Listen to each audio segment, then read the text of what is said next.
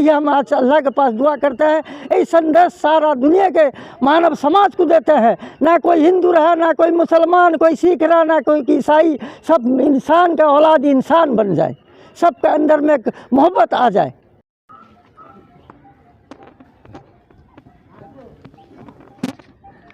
ईद मुबारक। ईद मुबारक जी भैया, आपका ये जगह का क्या नाम है जी? अहमदनगर, कहाँ पे? चांदबाली गुलाटी, भद्रक डिस्ट्रिक्ट, चांदबाली गुलाटी, अहमदनगर पे ये ईद मनाया जा रहा है। जहाँ पे तो पहले आप लोग का वहाँ पे नमाज हो रहा था, फिर यहाँ पे जी वहाँ पे नमाज हो रहा था। जैसा कि हम 1 महीना पहले से हम रोज़ा रख रहे हैं, जो कि फास्टिंग, इंग्लिश में फास्टिंग बोलते हैं। तो हम 1 महीना पहले वहाँ रोज़ा रखते हैं, इसलिए तो 1 महीना फास्टिंग करने के बाद में, तो 1 महीने के बाद में तो हमारा कुछ एक हैप्पी डे आता है, जो कि मैं आपको इंटरप्ट कर रहा हूँ। क्या उम्र है आपका अभी मेरा 21 साल है। अच्छा, 21 साल, ठीक है। हमारे पास बुजुर्ग हैं, सीनियर सिटीजन, तो सारे डिटेल्स उनसे ले लेते हैं ताकि हमको सुविधा होगा आगे कुछ बात करने के लिए।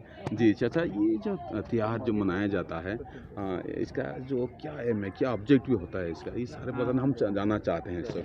ये तो इसके पहले, कल शाम के पहले जो 1 महीना गया, यानी द्वितीया का चांद देखने से जो गया द्वितीया गया, उस द्वितीया से एक द्वितीया 1 महीना, इसका मतलब रहा कि ये लोगों के अंदर में संदेश देना, लोगों को भाईचारे में बांध कर रखना, अपने को अपना थोड़ा संयम में रखना, 1 महीना रोज़ा रखना, और रोज़े के अंदर में 5 टाइम बजाय 6 टाइम नमाज़ पढ़ना, थोड़ा ध्यान में अल्लाह का इबादत करना, प्रार्थना करना, ये होता पहला काम।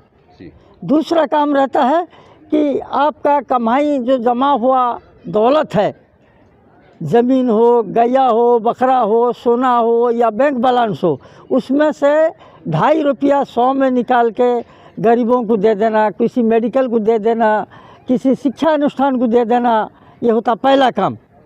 और अपना शरीर के सुरक्षा के लिए तो रोज़ा रखते हैं, बहुत सा बीमारी दूर होता है रोज़ा रखने से।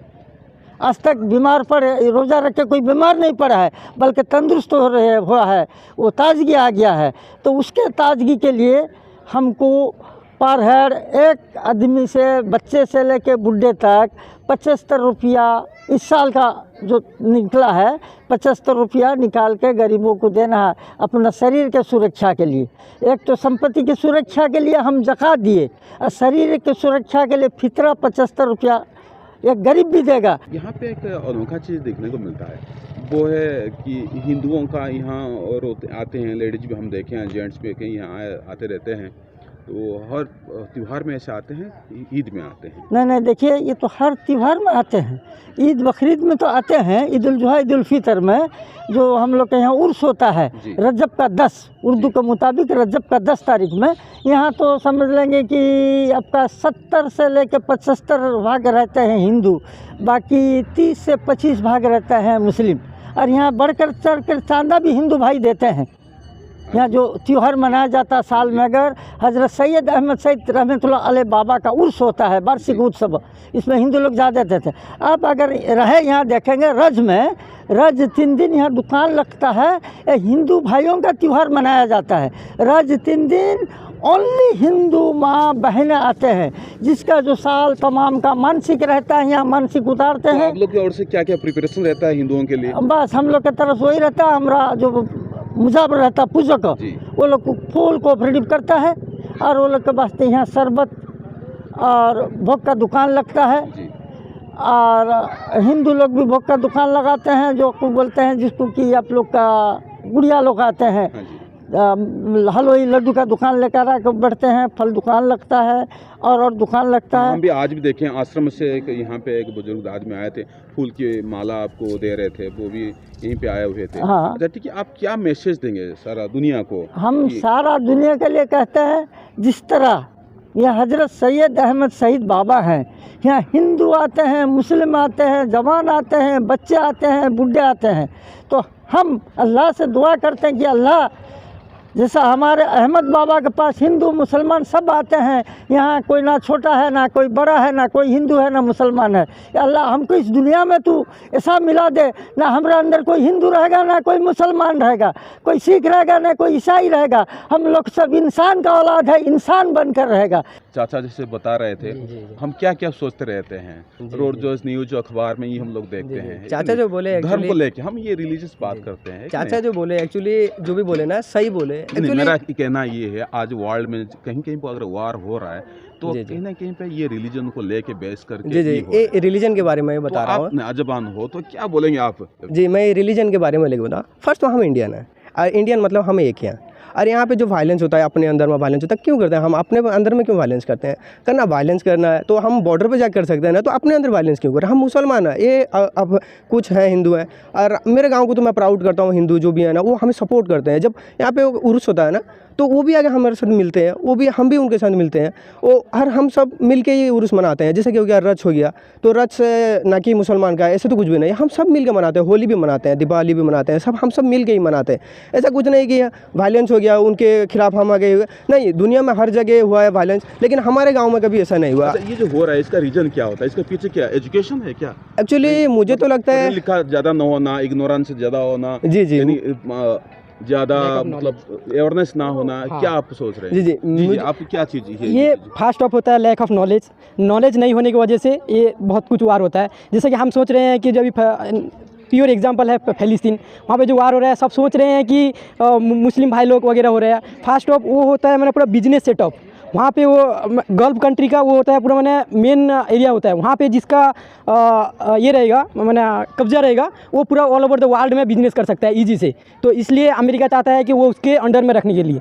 तो हम सोच रहे हैं कि वगैरह कि मुस्लिम का है कि हिंदू का है कि हम ये कहते हैं किसी कंट्री को आप सपोर्ट कर, जो वार हो रहा है कहीं कहीं अगर ये छड़ा हुआ है, आप किसी एक कंट्री को सपोर्ट करते हो या आप पीस चाहते हो? नहीं, फास्ट मैं तो ही रहते तो हम किसी को क्यों सपोर्ट करें? अपना हम इंडिया में पैदा हुए हैं, अब हमारे हदीस में भी लिखा है, जो कि कुरान में भी लिखा है, तो हम जहाँ पे पैदा हुए हैं वहीं का ही नाम लेंगे, और जहाँ पे ही पैदा वहीं पे ही मरेंगे, वहीं पे ही दफन होंगे। ये तो हमारे हदीस में है, हम क्यों जाए किसी को सपोर्ट करना है? हो गया पाकिस्तान हो गया, बोलते हैं कुछ लोग बोलते हैं, मुझे ही बोले, मेरे फ्रेंड कॉलेज में ही बोलते हैं कि तू पाकिस्तानी है क्योंकि तू मुस्लिम है। मैं मुस्लिम हूँ तो इसका मतलब पाकिस्तान नहीं, मैं हिंदुस्तान हूँ। इसके लिए मेरे पूर्वज वो भी जंग लड़े हैं, जंग लड़ के इसको जीते हैं। फर्स्ट ऑफ मैं एक बात बोलना चाहता हूँ, जो हमारा जो इस्लाम सिखाता है, इस्लाम गलत नहीं हो सकता। इस्लाम में पूरा साफ में लिखा है कि तुम्हारे देश के लिए तुम सबसे पहले क्या कर सकते हो। फर्स्ट ऑफ तुम जहाँ पे रहते हो, जो मिट्टी में रहते हो, फर्स्ट ऑफ तुम्हारा कर्तव्य होता है उसको सेव करना। ये पहले से हम सीख के आए हैं और पूरा सीधा लिए मैंने इस्लाम में लिखा हुआ है। तो बाकी लैक ऑफ नॉलेज, नहीं पढ़ के कहीं से सुन लिए, कहीं यूट्यूब में देख लिए, कहीं व्हाट्सएप में मैसेज पढ़ लिए, इसकी वजह से बहुत सारा मिसअंडरस्टैंडिंग क्रिएट होता है। हिंदू मुस्लिमों के, सिख ईसाई वगैरह जो भी होता है अलग अलग कम्युनिटी में, यदि प्योर हार्ट से कोई यदि बोल सकता है कि नहीं यहाँ पर लिखा है, वैसा कहीं पर नहीं लिखा है, कहीं पे भी नहीं। आगे इलेक्शन है, मतलब चुनाव आने वाला है। हाँ, ठीक है, तो ज्यादातर रिलीजन को लेके चलेगा।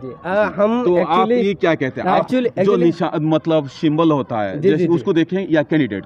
एक्चुअली हम देखेंगे, एक्चुअली हम सही कैंडिडेट को देखेंगे। इसे किसका है?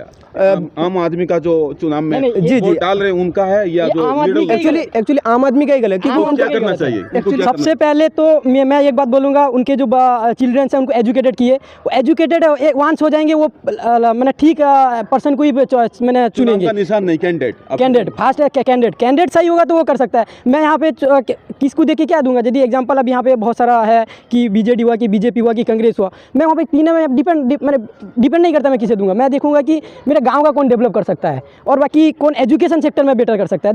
देखिए भद्रक डिस्ट्रिक्ट से मैं बोल रहा हूँ, यहाँ पे उड़ीसा से। यहाँ पे सबसे पहले देखना कि यहाँ पे एजुकेटेड सिस्टम, एक यूनिवर्सिटी नहीं है, अच्छा यूनिवर्सिटी नहीं है। हम जाके संबलपुर में पढ़ते हैं, क्यों? हमारे यहाँ पे कि हमारा हक नहीं है कि हमारे भद्रक में एक मेडिकल कॉलेज हो, कि हमारे यहाँ पे इंजीनियरिंग कॉलेज हो? एक भी नहीं है। देख अब तो पता होगा, एक भी इंजीनियरिंग कॉलेज है। मैं तो चुनूंगा, मैं तो यदि वोट दूंगा तो मैं फर्स्ट देखूंगा कि कौन हमारा एजुकेशन सेक्टर में बढ़ा सकता है।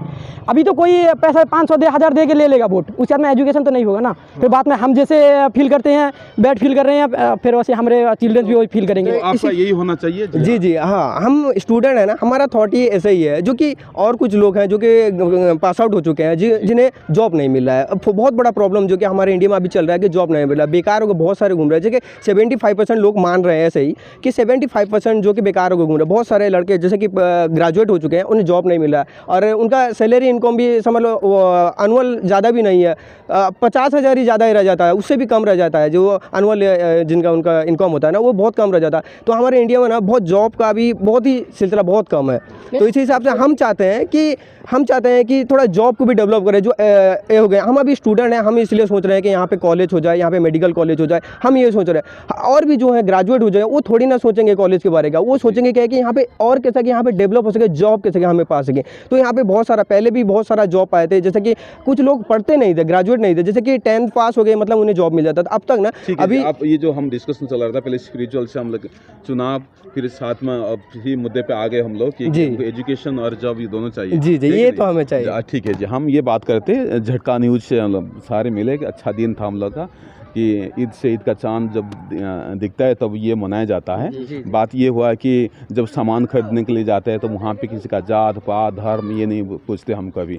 अगर हम हॉस्पिटल जाते हैं तो हमको खून चाहिए तो सिर्फ ब्लड चाहिए तो हम ग्रुप देखते हैं, इसमें रिलीजन भी हम नहीं देखते हैं। और बढ़िया बात आपने बोले कि मैं यही चाहता हूँ कि सारे इंडियन जो यूथ है, यंग मैन जो हम कह रहे हैं, तो सभी को ये मैसेज पहुंचना चाहिए कि ताकि वो लोग यही सीखे कि पहले हमारा कंट्री है और इसमें एजुकेशन को स्ट्रांग होना चाहिए, ताकि इग्नोरेंस के कारण, लैक ऑफ नॉलेज के कारण आपस में लड़ना ये करना ये नहीं होना चाहिए। जैसे कि ये हम गर्व करते हैं कि जैसा यहाँ पे या लोग आ रहे हैं, चाहे हिंदू हो, मुस्लिम हो, सिख हो, ईसाई हो, सारे यहीं पे आते हैं, पूजा करते हैं, अपना अपना जैसे तो होता है सब करते हैं, तो बढ़िया लगता है यहीं पे। धन्यवाद। आप देख रहे थे कि हम ऐसी जगह पे आज आए हैं, ईद मना रहे थे नया जवान, तो उनका जो कहना है कि हम पहले इंडियन है, जिस कंट्री में रहते हैं ख्याल रखना और जैसे देशभक्त बनना और एजुकेशन के साथ साथ जॉब का जो है कमी है उसको पूरा करना फ्यूचर में, ये उनका पहला एम होता है, ऑब्जेक्टिव होता है। थैंक यू फॉर वॉचिंग झटका न्यूज़।